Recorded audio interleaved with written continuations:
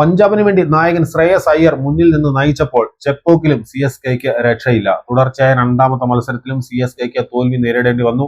ഈ മത്സരത്തിലും സഞ്ജു സാംസൺ നിരാശപ്പെടുത്തുകയും ചെയ്തു. മത്സരത്തിൽ ആദ്യം ബാറ്റ് ചെയ്തത് ചെന്നൈയാണ്.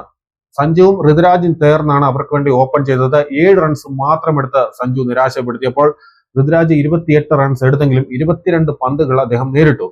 സഞ്ജുവിന് ശേഷം വന്നത് ആയുഷ് മാത്രയാണ്. പിന്നീട് അദ്ദേഹത്തിന്റെ ഒരു പ്രകടനമാണ് ചെപ്പോക്ക് കണ്ടത്. 43 പന്തിൽ 73 റൺസാണ് ആയുഷ് മാത്രം അടിച്ചെടുത്തത്. 5 സിക്സും 6 ഫോറും അതിൽ ഉൾപ്പെടുന്നു.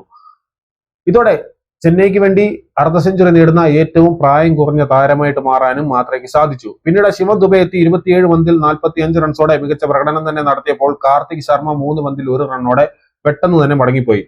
സർഫറാസ് ഖാൻ പിന്നീടെത്തി ഒരു തീപ്പൊരി ഇന്നിംഗ്സ് കാഴ്ചവെച്ചു. 12 പന്തിൽ അദ്ദേഹം 32 റൺസ് അടിച്ചുകൂട്ടി. 1 സിക്സും 6 ഫോറുമാണ് അദ്ദേഹം പറത്തിയത്. 266 ആയിരുന്നു സർഫറാസ് ഖാന്റെ സ്ട്രൈക്ക് റേറ്റ്.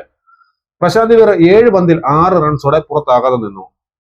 വൈശാഖ് വിജയകുമാർ പഞ്ചാബിന് വേണ്ടി 2 വിക്കറ്റ് വീഴ്ത്തിയപ്പോൾ ബാർട്ട്ലറ്റും ജാൻസനും ചഹലും ഓരോ വിക്കറ്റ് വീതവും വീഴ്ത്തി. അങ്ങനെ 20 ഓവറിൽ 5 വിക്കറ്റ് നഷ്ടത്തിൽ 209 എന്ന മികച്ച സ്കോർ തന്നെയാണ് ചെന്നൈ പടുത്തുയർത്തിയത്. എന്നാൽ കളി തുടങ്ങിയപ്പോൾ തന്നെ എല്ലാവർക്കും മനസ്സിലായി CSKയുടെ ആ സ്കോർ പഞ്ചാബിന് ഒന്നുമല്ല എന്നുള്ളത്. പ്രിയാൻ ഷാരിയ 11 പന്തിൽ 39 റൺസോടെ തട്ടുതകർപ്പൻ ഇന്നിംഗ്സ് കാഴ്ചവെച്ചു. 4 സിക്സും 3 ഫോറുമാണ് അദ്ദേഹം പറത്തിയത്. Strike rate 354.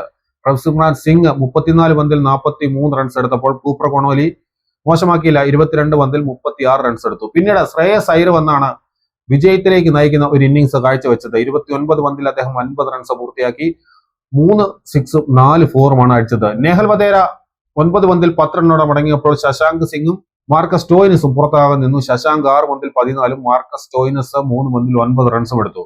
മാറ്റ് ഹെൻറിയും അൻഷുൽ കാംബോജുമാണ് 2 വിക്കറ്റുകൾ വീതം ചെന്നൈക്ക് വേണ്ടി വീഴ്ത്തിയത്. അങ്ങനെ വെറും 18.4 ഓവറിൽ 5 വിക്കറ്റ് മാത്രം നഷ്ടത്തിൽ പഞ്ചാബ് 210 റൺസ് എടുത്തു. 8 പന്തുകൾ ബാക്കി നിൽക്കെ 5 വിക്കറ്റിന്റെ വിജയമാണ് അവർ നേടിയത്. ഈ ഒരു ബൗളിംഗ് പ്രകടനത്തോടെ CSK ഈ ടൂർണമെന്റിൽ എവിടെ വരെ പോകുമെന്ന് നമുക്ക് കണ്ടറിയണം. കാരണം ഒരു ഘട്ടത്തിലും പഞ്ചാബിന് ഒരു ഭീഷണിയാകുന്ന പ്രകടനം ഉയർത്താൻ ചെന്നൈയുടെ ബൗളർമാർക്കായില്ല. അൻഷുൽ കാംബോജ് ഇടയ്ക്ക് തുടർച്ചയായ 2 പന്തിൽ വിക്കറ്റുകൾ വീഴ്ത്തി എന്നുള്ളത് കാര്യമാണ്. എന്തായാലും RCBക്കെതിരെയുള്ള CSKയുടെ അടുത്ത മത്സരത്തിൽ എന്താകുമെന്ന് നമുക്ക് നോക്കിക്കാണാം.